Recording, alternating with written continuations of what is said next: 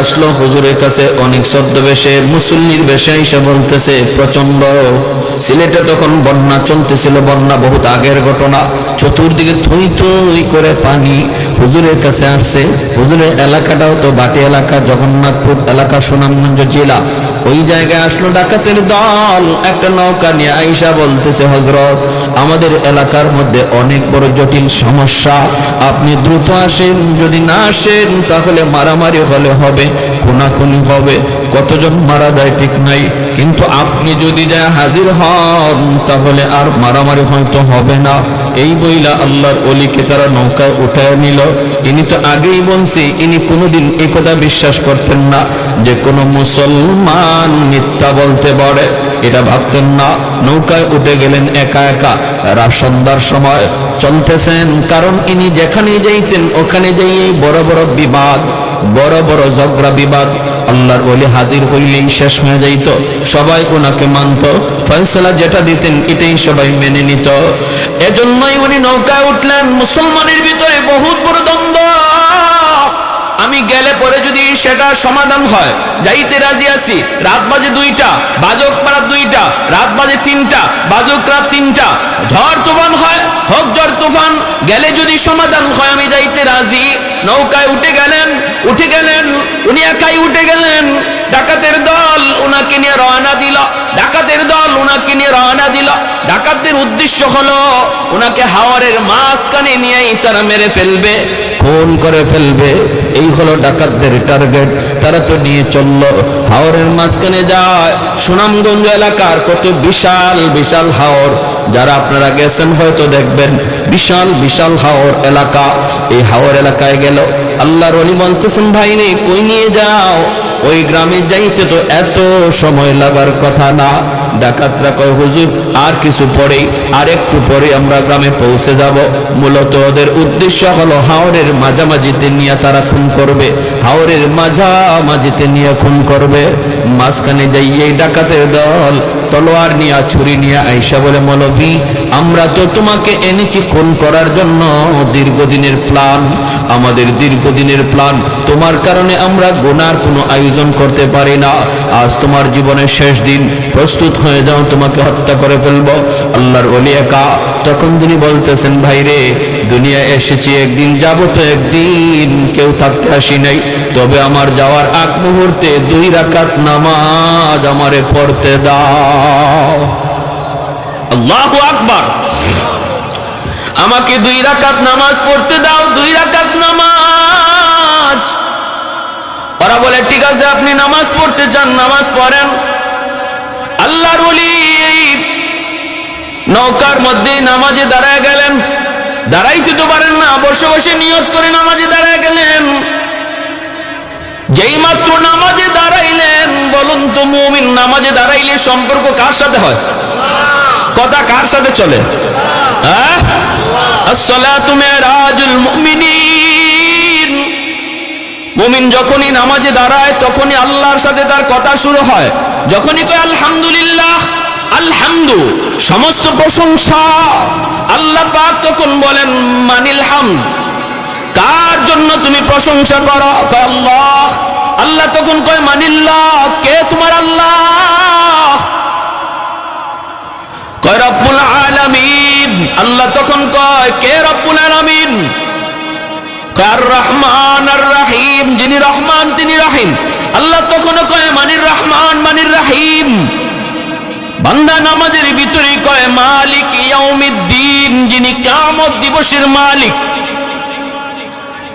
এতক্ষণ পর্যন্ত আল্লাহ নিজের পরিচয় দেন না। মালিক ইয়াউমিদ্দিন পর্যন্ত আল্লাহ তার নামাজি বান্দারে নিজের পরিচয় দেয় না।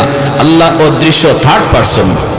আল্লাহ থার্ড পারসনে থেকে কথা বলতেছে, কে রে বান্দা কার প্রশংসা করো? কে তোমার আল্লাহ? কে তোমার রব? কে রহমান, কে রহিম? কয় মালিক ইয়াউমিদ্দিন, তিনি কিয়ামত দিবসের মালিক। তখন আল্লাহ পাক রব্বুল আলামিন তার পরিচয় দিয়ে দেয়। আল্লাহ তখন কয়, বান্দা এতক্ষণ পর্যন্ত তুমি যারে রব বলেছ, তুমি যার প্রশংসা করেছ, তুমি যারে রহমান রহিম বলেছ, তুমি যারে মালিক ইয়াউমিদ্দিন বলেছ, আমি হলাম সেই রব, আমি হলাম সেই রহমান।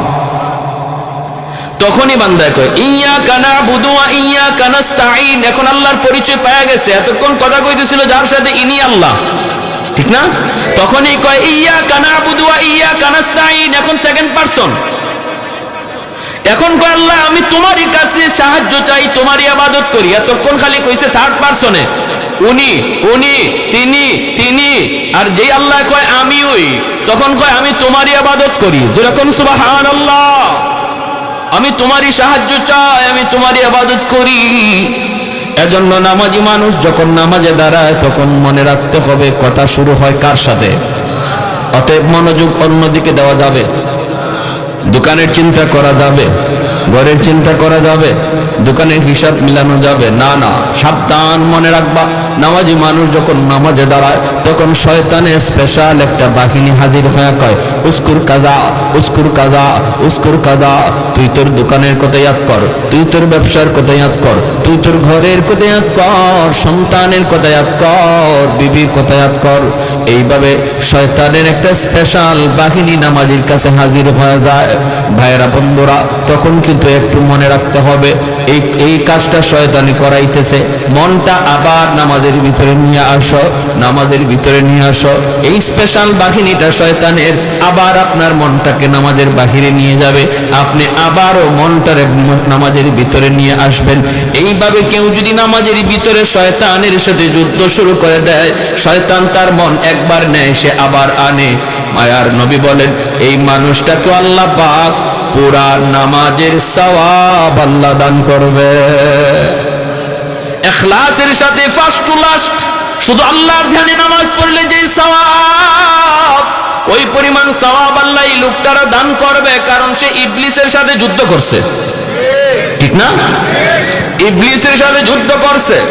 আর যে মানুষটার মন একবার যদি দোকানে যায় সালাম ফেরানোর আগে আর মন আনে না, এই মানুষটা কিয়ামতের ময়দানে আল্লাহর ধমক খাবে। আল্লাহর ধমক আল্লাহ কেউ বান্দা রে, উলামায়ে কেরাম তোরে কত করে বুঝাইলো নামাজে দাঁড়ানো মানে আমি আল্লাহর সাথে কথা বলা। আমি তোর সাথে কথা কই আর তুই মন রাখছো তোমার দোকানে, আল্লাহ সেদিন ধমক দিবে। আল্লাহর ওলিও নামাজে দাঁড়ায় গেলেন, নামাজে দাঁড়ায় গেলেন, নামাজ পড়তেছেন, হঠাৎ করে ঝড় তুফান শুরু হয়ে গেল, আসমানি ঝড়। এমন এক ঝড় শুরু হলো, নৌকা ডুবে যাওয়ার অবস্থা তৈরি হলো। হাওরের মাঝখানে যদি নৌকা ডুবে তাহলে হুজুর শুধু মরবে না, ডাকাতের দলও মরবে। মানুষ যদি কেউ জানে যে আমার নিশ্চিত মৃত্যু, এই মৃত্যুর আগে 2 রাকাত নামাজ পড়া, এটা আমার নবীর সাহাবী হযরত খুবাইব রাদিয়াল্লাহু তাআলা আনহু থেকে সুন্নাত জারি হয়েছে। হযরত খুবাইব রাদিয়াল্লাহু তাআলা আনহু, ওনাকে যখন মক্কার কাফিররা শুলিতে চড়াইছিল তখন তিনি এদের কাছ থেকে একটু সময় নিছিলেন, আমার 2 রাকাত নামাজ পড়ার সুযোগ দাও, জীবনের শেষ নামাজ। প্যারে হাজিরিন, আল্লাহর ওলিও নামাজে দাঁড়ালেন আর আল্লাহর সাহায্য শুরু হয়ে গেল। যেরকম সুবহানাল্লাহ। নামাজি নামাজের মাধ্যমে কার সাহায্য পায়? সাহায্য পায় কার? আর একটু জোরে বলেন কার? যেই মাত্র নামাজের মধ্যে তিনি দাঁড়ায় গেলেন, সাথে সাথে আসমানি ফয়সালা শুরু হলো, ঝড় তুফান। হাওরের মাঝখানে এত বড় ঝড়, এত বড় তুফান, এত বড় ঢেউ। ডাকাতের দলে কয়ে আনছিলাম তো মৌলবীরে মারতে, এখন তো দেখা যায় আমরাও মরা লাগবে। নৌকা যদি ডুবে এই হাওর থেকে সাতরাইয়া বাঁচবার কোনো উপায়?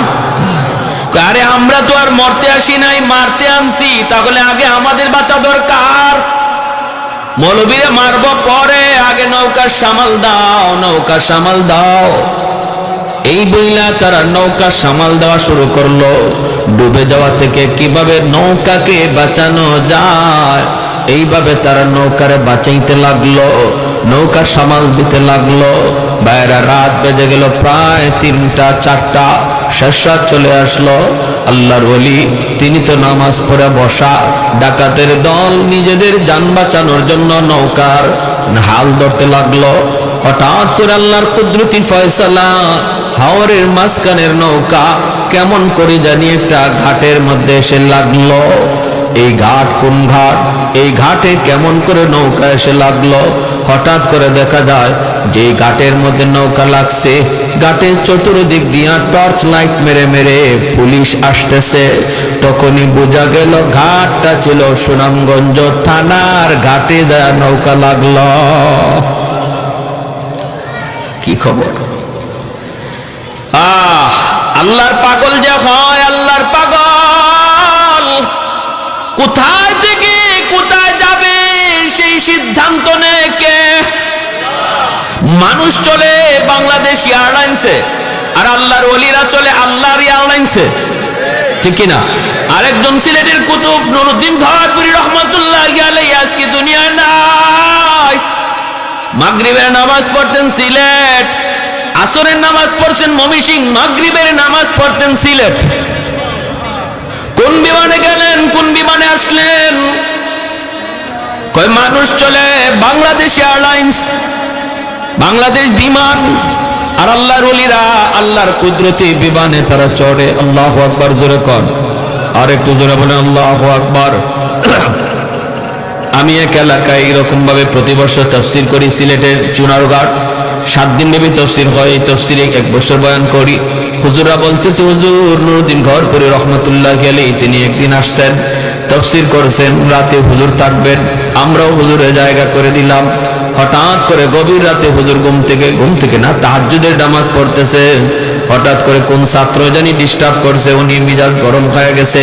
কে আমার নামাজে এত গন্ডগোল ঘটাইলো, কে আমারে ডিস্টার্ব করলো, আমি থাকবো না, চলে যাব আমি ঘরপুর। চুনারঘাট থেকে ঘরপুর যাবেন সাহস কথা নয়, গাড়ি ছাড়া সম্ভব না। প্রায় 2 ঘন্টা 2.5 ঘন্টা সময় লাগবে গাড়িতেও। হুজুররা কয়, হুজুর রাত বাজে এখন 3টা, কেমন করে আমরা আপনাকে ঘরপুর পৌঁছাবো? কোনো গাড়ি গুড়ি কিছুই তো নাই। হুজুর একটু কষ্ট করে থাকেন। আল্লাহর ওলি কয়, তোমরা আমাকে পৌঁছাও এটাকে আমি বলছি? আমি শুধু বলছি আমি থাকবো না, চলে যাব। ফজরের নামাজের পর আমার বুখারীর দরস আছে, আমি বুখারী শরীফ পড়াবো ফজরের পর, আমার যেতেই হবে। হুজুর কেমনে যাবেন? কয় এটা কি তোমাদের বলতে হবে? মাদ্রাসার দোতলা থেকে নেমে তিনি রাস্তায় চলে আসলেন।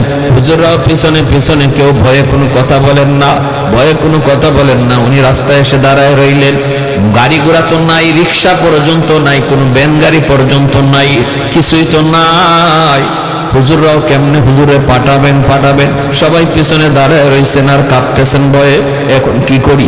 আবার যদি বলি হুজুর একটু রেস্টে আসেন, তাহলে মারতেও পারে, হুজুরের হাতে লাঠি দিয়ে বাড়িও দিতে পারে। তাহলে এখন কি করি? হঠাৎ করে দেখা যায় ওই দিক থেকে একটা সাদা রঙের প্রাইভেট কার শাঁ ডাকায়া হুজুরের সামনে হাজির হইয়াই হুজুরকে সালাম দেয়। পাগড়ি পরা এক ড্রাইভার, সাদা পোশাক, সাদা পাগড়ি, গাড়িটাও সাদা, শাঁ ডাকায় আসলো। এই সেই গাড়িটা থামায়, আসসালামু আলাইকুম ওয়া রাহমাতুল্লাহ, হযরত গাড়িতে উঠেন। কোনো কথা নাই, কোনো বার্তা নাই, কোনো আওয়াজ নাই। কই যাইবেন, কি করবেন কিছুই না, বোঝা যায় আগের থেকে কন্টাক্ট হয়ে রইছে। এইবার হুজুররা বলতেছেন, আমরা অবাক হয়ে দেখতেছিলাম আর বলতেছিলাম, আমরাও তাকায় রইছি দেখি ড্রাইভারে চিনি কিনা। এই ধরনের গাড়ি আমরা আমাদের চুনারঘাটে কোনোদিন দেখি না। এইরকম ড্রাইভারের চেহারাও কোনোদিন আমরা চুনারঘাট আমাদের এলাকায় দেখি নাই। তখন আমরা তো ভয় পেয়ে গেলাম, কোথায় নিয়ে যাবে হুজুররা, হুজুরকে নিয়ে আবার ক্ষতি করে, হুজুরের আবার কোনো ক্ষতি হয়ে যায় কিনা।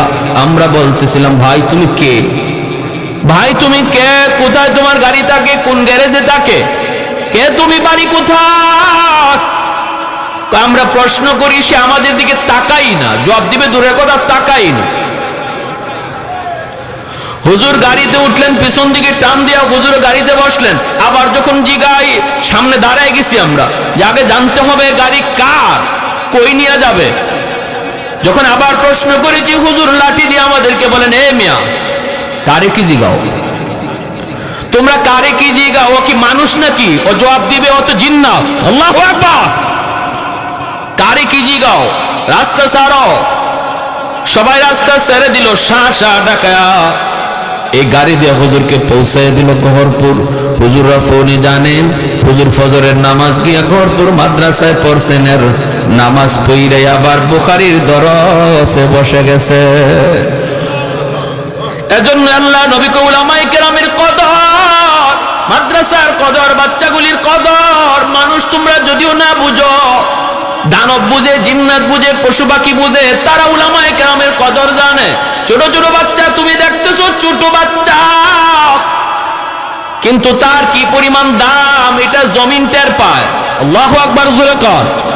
যেই মানুষটা, যেই বাচ্চাটারে আল্লাহ পাক রব্বুল আলামিন যার সিনাটাকে পছন্দ করেছে তার কালাম আমানত রাখার জন্য, হাজারো বাচ্চার ভিতর থেকে আল্লাহ পাক পছন্দ করে নির্বাচন করে কিছু বাচ্চাকে আল্লাহ পাক তার কালাম, তার সিনায় আমানত রাখার জন্য আল্লাহ পছন্দ করে। ওদেরকে আল্লাহ মাদ্রাসায় আসার তৌফিক দেয়, ওদের বাপমার কলিজাটার মধ্যে আল্লাহ পাক মাদ্রাসার মহব্বত ঢুকায় দেয়। ওই বাপমাই মাদ্রাসায় তারা বাচ্চাটারে নিয়ে হাজির হয়, কারণ এই বাচ্চাটা আল্লাহর তালিকায় মকবুল হয়ে আছে। তাহলে এই বাচ্চাটারে দাম দিন, মহব্বত করবেন, ধমক দিবেন না, মৌলবী সাহেবকে ডাক দিবেন। এই ছোট বাচ্চাটা যে মাদ্রাসায় পড়তেছে তারাও মৌলবী সাহেবকে ডাক দিবেন, তারে আদর করে খাওয়াবেন, তারে ভালো মন্দ খাওয়াবেন। মনে রাখবেন একটা মাদ্রাসার তালেবে এলেমকে খাওয়ানো মানে মায়ার নবীর হাদিসের ভাষায় তুমি তারে খাওয়াইতেছ না, বরং এই বাচ্চার উসিলায় আল্লাহ তোমাকে আমাকে খাওয়া। যেই ঘরে যে বাচ্চাটা খায়, মায়ার নবীর হাদিসের ভাষায় এই বাচ্চার উসিলায় আল্লাহ ঘরের মানুষকে খাওয়ায়, কারণ সে কোরআনের পাখি, আল্লাহর তালিকায় সে মঞ্জুর। কিছু কিছু বিষয় আছে আল্লাহ নিজে নির্বাচন করে নিজের হাতে। নবী কে হবে সেটা আল্লাহর নির্বাচিত। আমলের মাধ্যমে নবী রাসূল হওয়া যায় না, ওলি হওয়া যায়। নবীর সাহাবী কারা হবে এটা আল্লাহর নিজের নির্বাচন করা। আমলের মাধ্যমে আব্দুল কাদের জিলানী হওয়া যায়, সাহাবী হওয়া যায় না। ঠিক তেমনি দুনিয়ার হাজারো লক্ষ বাচ্চাগুলির ভিতর থেকে কোন বাচ্চাটা আল্লাহর কালাম সিনায় নিবে এটাও আল্লাহর নিজের নির্বাচন করা, আল্লাহর নিজের হাতের নির্বাচন। এজন্য এই বাচ্চাগুলির কদর করবেন, মায়া করবেন, আদর করবেন। সে নিজের ইচ্ছা আসে নাই, আল্লাহ তারে আনাইছেন। সুবহানাল্লাহ। আমার ভাইয়েরা, এজন্য বলতেছিলাম ওই শাইখে কাতিয়া রহমতুল্লাহ আলাইহি ইনি রং করছেন, তখন হঠাৎ করে পুলিশ টর্চ মাইরা সামনে আসছে, আইসেই দেখে শাইখে কাতিয়া, ওনারে তো চিনে পুলিশ, সবাই চায় হযরত আপনি। ডাকাতের দল সাথে সাথে হুজুরের পা জড়ায় দিয়ে কয়, হযরত আমাদেরকে মাফ করেন, জীবনের জন্য আমরা অপরাধ ছেড়ে দিলাম, জীবনের জন্য আমরা গুনাহ ছেড়ে দিলাম, আজকে নিজের চোখে যা দেখছি। আল্লাহর ওলি বলেন, তাহলে কথা দাও আমার জীবদ্দশায় কারো কাছে এই কেরামতি বলবা না। কারণ খাঁটি আল্লাহর ওলি যারা, এরা নিজেদের কারামত কারো কাছে বলে না, কেউ যদি দেখে তারে বলতেও নিষেধ করে।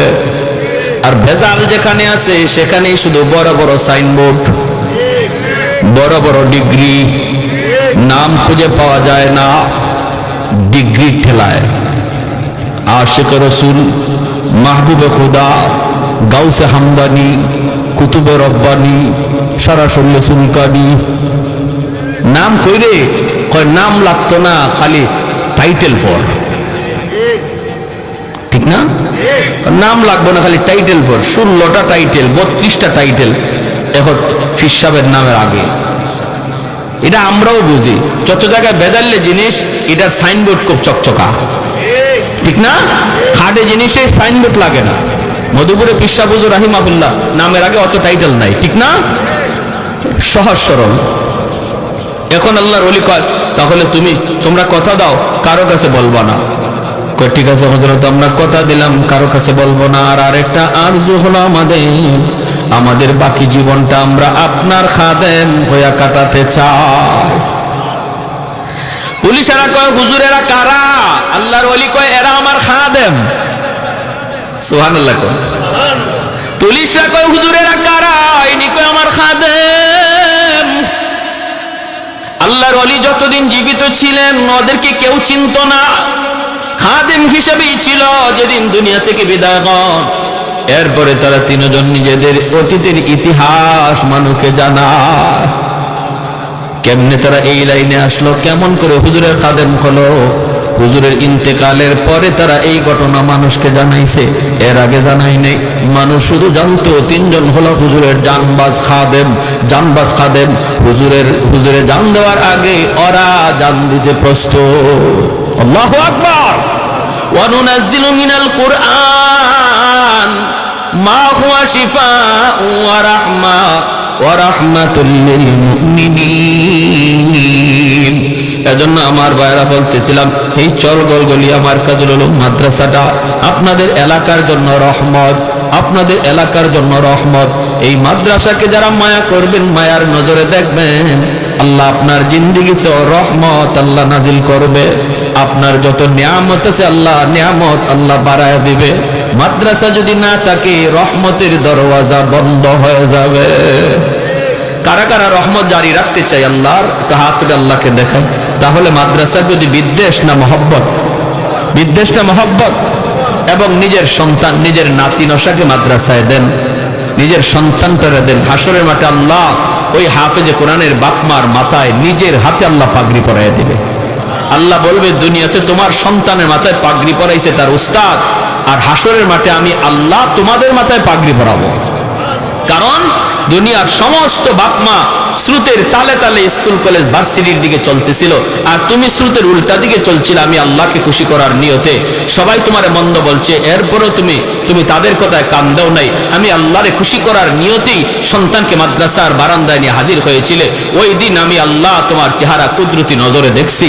যেদিন তোমার সন্তানের মাথায় পাগড়ি পরায় উস্তাদ, সমস্ত মানুষ তোমার সন্তানের চেহারার দিকে তাকায়, আমি আল্লাহর কুদরতি নজর তোমরা বাপমার চেহারার দিকে থাকে। বাপমার এত দাম, এত সম্মান দিবে আল্লাহ হাসরের মাঠে। নবীর বাপমার মাথায় পাগড়ি পরানোর কথা আসে নাই, মুকুট পরানোর কথা আসে নাই, কিন্তু আলেম আর হাফেজ উলামায়ে কেরামের বাপমার মাথায় মুকুট পরানোর কথা আল্লাহ নবী বলেছেন। আল্লাহ পরাইবেন, মান কারা আল কুরআন ওয়া আমিলা বিমা ফিহি উলবিসা ওয়ালিদাহু তাজান ইয়াউমাল কিয়ামা দাউহু আহসানু মিন দাউইশ শামস। মায়ার নবী বলে, ওই মুকুটের পাওয়ার সূর্যের পাওয়ারের চেয়ে বেশি হবে। হাসরবাসী দেখবে, কে সে এত বড় পাওয়ারফুল মুকুট নিয়ে হাঁটতেছে। কে চেনো না? ইনি মুফতি সাহেবের আব্বা, ইনি হাফেজ সাহেবের আব্বা।